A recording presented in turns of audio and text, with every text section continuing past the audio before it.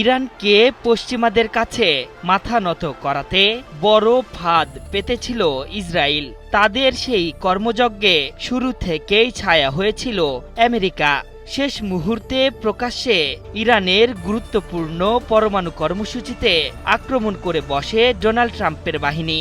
সেই হামলার পর অনেকেই ভেবেছিল কোমর সোজা হয়ে দাঁড়াতে লম্বা সময় ভুগতে হবে ইরানকে। তবে যুদ্ধ শেষ হতেই পরমাণু কর্মসূচি থেকে শুরু করে সমরাস্ত্রের ভান্ডার আরও শক্তিশালী করতে ব্যাপক তৎপরতা শুরু করেছে আয়াতুল্লাহ খামেনির বাহিনী। আর এবার তো আরও বড় সুযোগ ইরানের সামনে। ইরানের ওপর তেল নিষেধাজ্ঞা শিথিলের মতো বড় সড় সিদ্ধান্তের ইঙ্গিত দিয়েছেন ডোনাল্ড ট্রাম্প। আর ট্রাম্পের এমন ইঙ্গিত বাস্তবায়িত হলে আবারও শক্তি সঞ্চারের সুযোগ পাবে ইসলামিক প্রজাতন্ত্রের দেশ ইরান। নেদারল্যান্ডসের হেগে ন্যাটোর সম্মেলনে হাজির হয়ে ইরানের ওপর থেকে তেল নিষেধাজ্ঞা শিথিলের ইঙ্গিত দিয়েছেন ডোনাল্ড ট্রাম্প। মূলত ইসরায়েলের সঙ্গে সংঘাতের পর দেশটির পুনর্গঠনে সাহায্য করতে এমন পদক্ষেপের কথা জানিয়েছেন তিনি। পরে ট্রুথ সোশ্যালে ট্রাম্প লিখেছেন, চীন এখন ইরান থেকে তেল কেনা চালিয়ে যেতে পারবে। যদিও এর কয়েক ঘন্টা পরই ট্রাম্পের বক্তব্যের ব্যাখ্যা দিয়ে হোয়াইট হাউস জানিয়েছে, প্রেসিডেন্ট ট্রাম্পের মন্তব্যে ইরানের ওপর আরোপিত যুক্তরাষ্ট্রের নিষেধাজ্ঞা শিথিল করার ইঙ্গিত দেওয়া হয়নি। কয়েক দশক ধরেই ইরানের ওপর বাণিজ্যিক ও অর্থনৈতিক নিষেধাজ্ঞা আরোপ করে রেখেছে যুক্তরাষ্ট্র।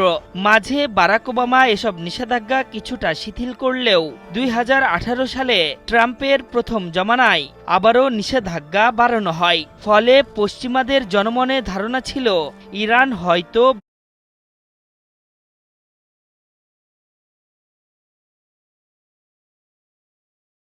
বেশি সময় পাল্টা আক্রমণের ধার বজায় রাখতে পারবে না। কিন্তু তাদের অবাক করে দিয়ে এখন পর্যন্ত ইরান পাল্টা জবাব দিয়ে যাচ্ছে। বিশ্বের সবচেয়ে বড় গ্যাস ও তেলের মজুতদারদের মধ্যে অন্যতম ইরান। যুক্তরাষ্ট্রের তথ্য বলছে 2011 সালেও গ্যাস মজুতের দিক দিয়ে ইরান ছিল দ্বিতীয় আর তেল তৃতীয় বৃহত্তম। তবে যুক্তরাষ্ট্রের নিষেধাজ্ঞার কারণে মুক্ত বাজারে কখনোই প্রকাশ্যে তেল বিক্রি করতে পারেনি ইরান।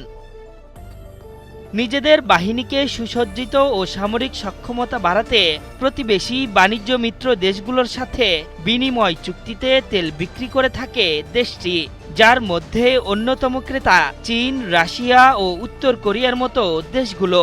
এদের কাছে প্রাকৃতিক খনিজ সম্পদ পৌঁছে দেওয়ার বিনিময়ে বিপুল পরিমাণ সামরিক সহায়তা নিয়ে থাকে খামেনির বাহিনী।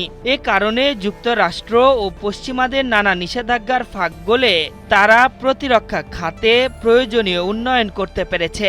আর এবার তেলের ওপর নিষেধাজ্ঞা শিথিল হলে স্বীকৃতভাবে আন্তর্জাতিক বাজারে তেল রপ্তানির বড় দ্বার উন্মোচিত হবে ইরানের সামনে।